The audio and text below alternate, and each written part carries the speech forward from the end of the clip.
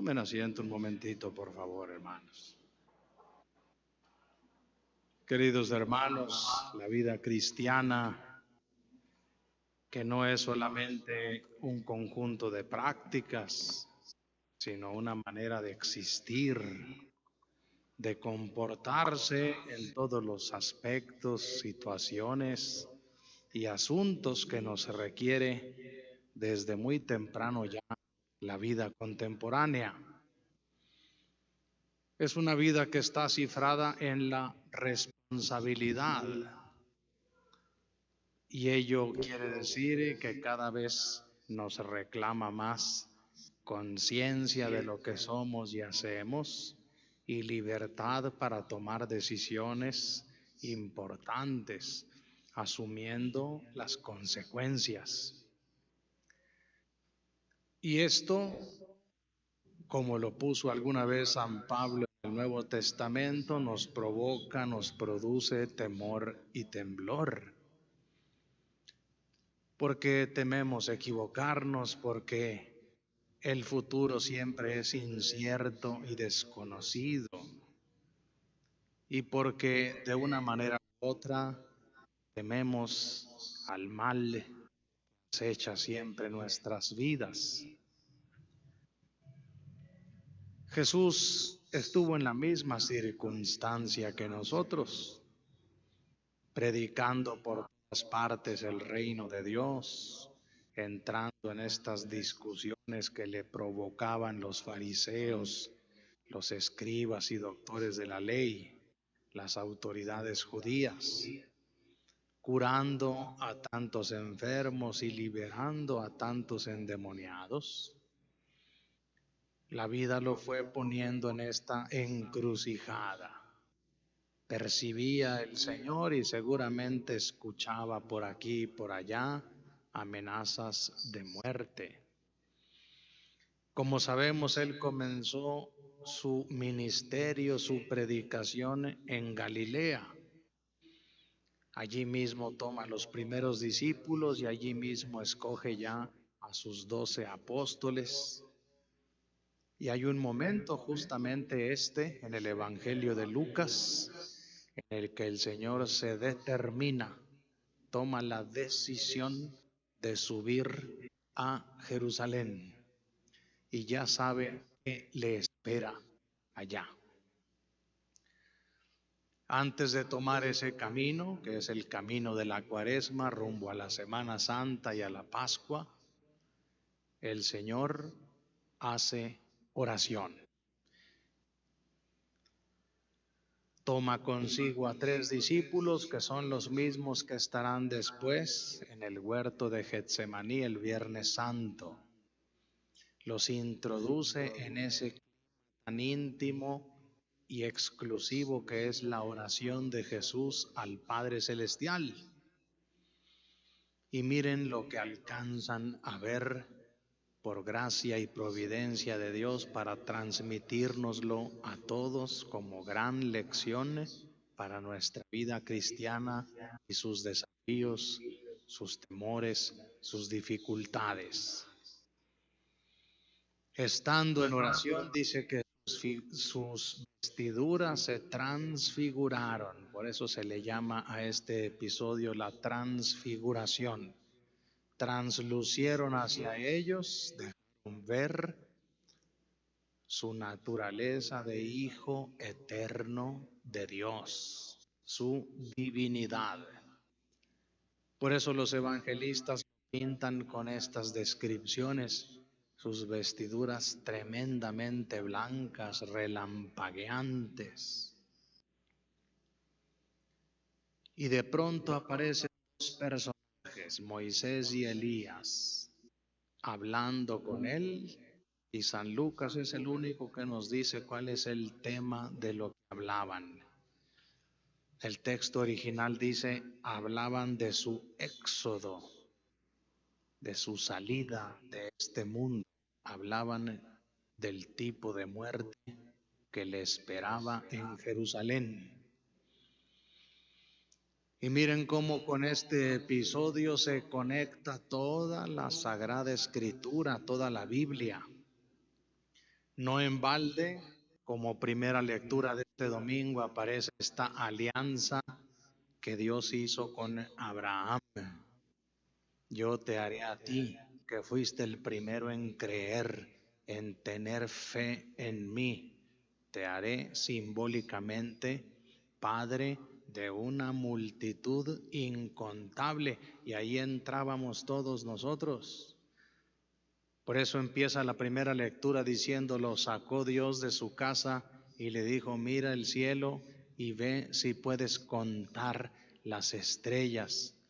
Así de numerosa será tu descendencia, la descendencia de los que crean en mí, los que crean en Dios, los que confíen su vida a Dios.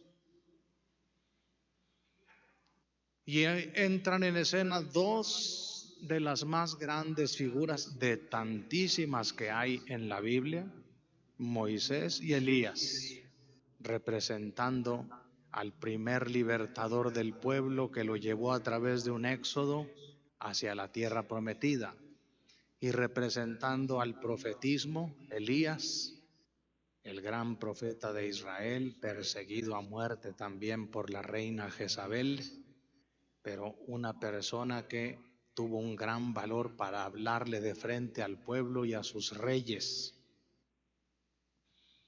De manera que con estos episodios se conecta toda la historia sagrada de la que nosotros somos parte fundamental, protagónica.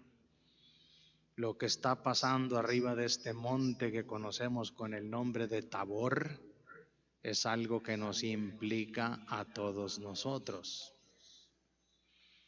A final de cuentas, en ese clima de oración, Dios está confortando a su Hijo. Confortar no quiere decir solamente consolar y apaciguar el corazón. También significa darle fuerza o recibirla de parte de alguien más, en este caso del Padre Celestial. Una vez confortado el Señor, afirmado en su resolución, en su voluntad de subir a Jerusalén a morir por Dios y por todos nosotros, se desaparecen aquellos personajes, se medio despiertan los discípulos y Pedro, en nombre de ellos, le dice: Señor, qué bueno es que estemos aquí, qué a gusto estamos, aquí hagamos ya nuestras moradas, aquí quedémonos. Lo interesante es ver cómo la oración en la que entró Jesús tenía ese objetivo, ese cometido central: entender la voluntad del Padre, recibir esa fuerza especial para ir a cumplirla, para seguir siendo obediente, pasando por el huerto de los olivos, pasando por la cruz y terminar entregándole la vida a Dios. Justamente por estas razones los cubre una nube. Con eso simbolizan los evangelistas la presencia personal, viva, imponente de Dios en la cima de aquel cerro. Y de la nube se escuchó esta voz: este es mi Hijo, el escogido. Él tiene esta función central de salvarlos. Él es el ungido. Ungió para una misión fundamental. En griego ungido se dice Christos, de ahí viene el nombre de Cristo.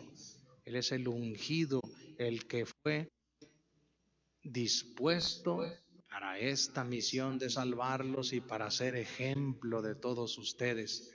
Por eso el Padre Celestial mismo nos dice: escúchenlo, pónganle atención y cuidado a su ejemplo, a sus palabras, imiten su vida. En una palabra, síganlo como discípulos y no se escandalicen ante la cruz.